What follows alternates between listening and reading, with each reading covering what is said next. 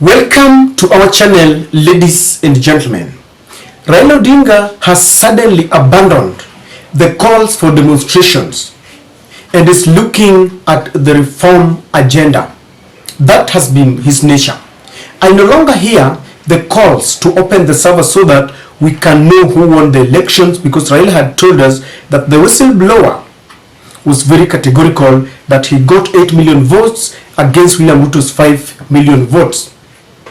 I no longer hear the calls for William Ruto to vacate office as an illegitimate government. In fact, Raila is slowly recognizing that there is a government in place. I have heard him on several occasions admitting that there is a government, and this is intentional.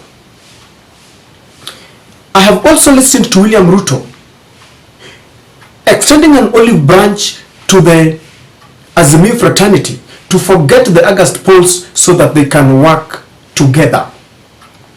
You have seen them together. You have seen William Ruto calling him my brother. And as I was trying to connect these dots, yesterday Uhuru Kenyatta said something that I feel I can easily connect to what Raila and Ruto are doing. In his speech, the former president said that one of the things that they advocated for was the implementation of the BBI, and he reiterated that he still believes that BBI is the only way that can cure some of these political diseases that we have. And so for these three leaders to behave that way, there is something that is hidden behind the curtains. And already you know that there are talks going on, the bipartisan talks. And even as they go on with the talks, they have made it very clear that William Ruto's side is negotiating as the government and Raila's side is negotiating as the opposition. That is the reality that they have made crystal clear. And these talks are never meant to kick out William Ruto from the office, because all over the world you have never seen a government that is kicked out by sitting on a negotiating table with the opposition. You cannot, for example, sit on a negotiating table and start discussing how William Ruto should vacate office, how you feel is an illegitimate government. That can never happen. If you want to kick out a government, the only way is to go for mass actions and demonstrations and picketing, and you go and occupy state house and all this. But it seems that Raila Odinga does not want this kind of confrontational politics. I have always mentioned to you that one of the weakest points of Raila Odinga is being a statesman, the love for his country and the love for peace. And this has really cost him some of his very close allies. In 2007, when they had won elections, Kibaki blatantly robbed him of his victory. And William Ruto stood firm because he said they would have nothing but their victory. But Raila's weakness for the love of the nation compelled him to accept a handshake between him and the late President Kibaki. And Raila took a lesser position of a prime minister, and they worked together. That was the beginning of their enmity between him and William Ruto. To date, William Ruto believes that that opportunity will never come again, because Raila has never come close to presidency than he did in 2007, let alone the 2022 when we thought he had the deep state. For those who were there in 2007, you will agree with me that hiyo nyama ilitolewa kwa mdomo. In 2017, the controversial lawyer Miguna believes that Raila Odinga won that election. In fact, it was later confirmed by the former Chief Justice David Emeritus Maraga, who nullified that election, saying that it was never conducted in a free, fair and verifiable manner. But Raila, again, for the love of the nation, as I said earlier, this is his weakest point, shook hands with Uhuru Kenyatta, and they worked together. And ladies and gentlemen, I can see the same script here. Raila had taken his supporters to the streets, and he had told them that He knows very well he won these elections and he wanted to take his victory. But the same thing is happening. What is going on in the bipartisan talks is going to look at areas to improve on.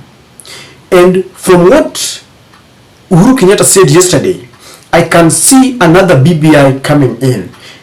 They could give it another name, but they are going to introduce the BBI and they are going to look at the reforms, areas that they need to change. And there are a few things that they agree on. One of them that both Raila and William Ruto agree on is the fact that there is need for inclusivity. I think so because William Ruto at first had said that there is no need of expanding the executive to reward certain cronies and dynasties. But later, he realized that he needed Wetangula, he needed Mudavadi, and that is the reason why Mudavadi today has got an office that is not entrenched in the constitution. He calls him a chief minister, while in real sense, it is supposed to be a prime minister. I think he is only ashamed of accepting that. Raila's side believe that one of the things that has divided this nation is a winner takes it all, and he believes that we should expand the executive.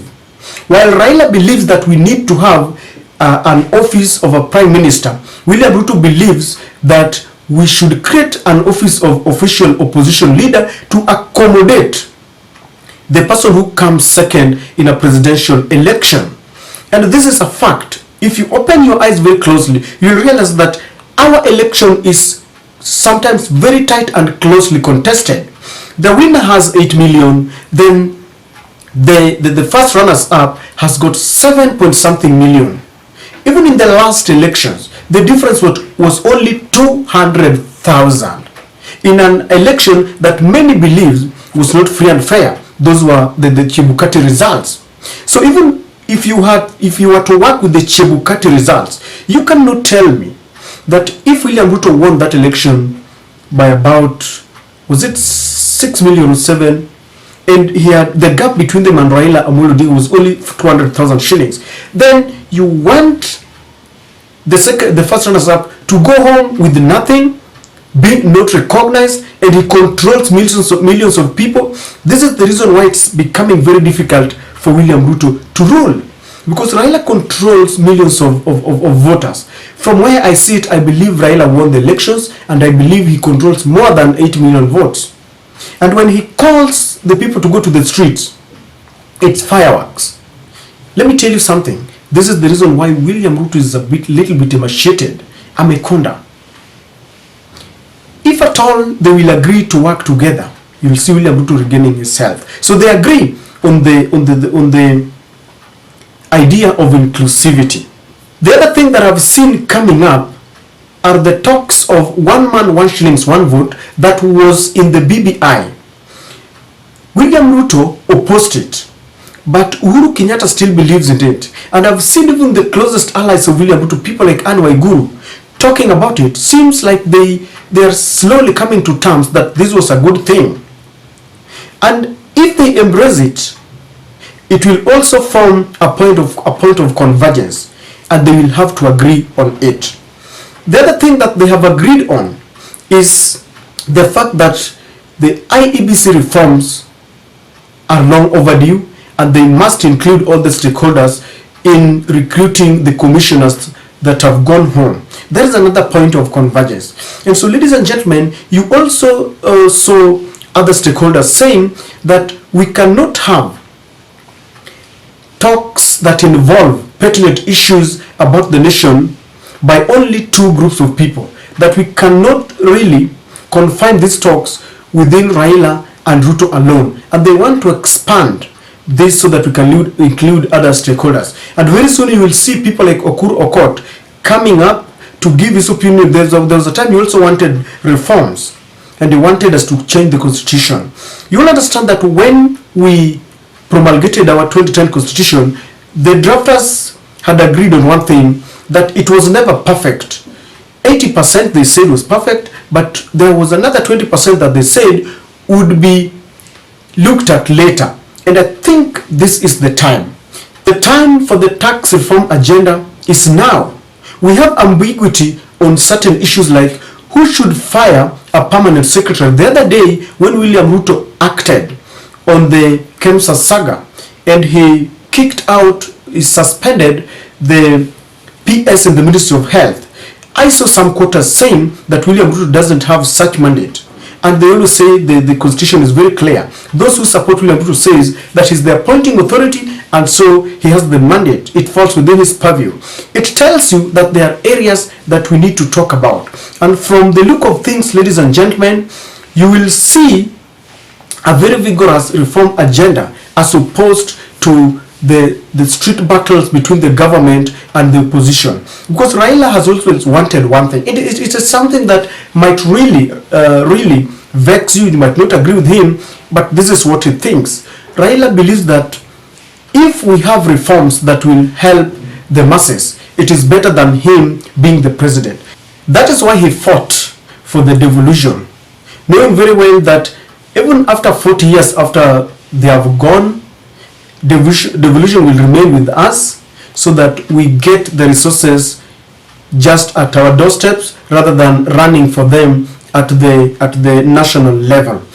I understand, and there's a feeling that William Ruto is not supporting devolution, and this is one of the things that Raila wants to include in these talks, so that we have a situation, and I think this is what Raila wants. Raila wants a situation where even if your tribesman does not ascend to power, you will still have equal opportunities to jobs, to resources, and to development projects. And if you ask me if that is what he thinks, then so be it. I would rather be in a situation where it doesn't matter who becomes the president. When we are done with the winner takes it all, when we create an opportunity where whoever ascends to power has to work with the policies that demand that he distributes the national cake equitably, whether you vote for him or not, as opposed to what the Kenya Kwanza team is now telling us, that this is a company where only those who voted for them will benefit. Once we have that reform agenda where all taxpayers are entitled to equitable sharing of resources, I will support Raila on this. And I know this will elicit a lot of debate, but then we have to come to a conclusion that something must happen. It is either we get the victory or we get the reform agenda. And I think the two cannot work together. You have to choose one, and it seems to me that Raila has chosen the reform agenda that will benefit the masses. I might disagree with it, but that is what it seems to be, and that is my take.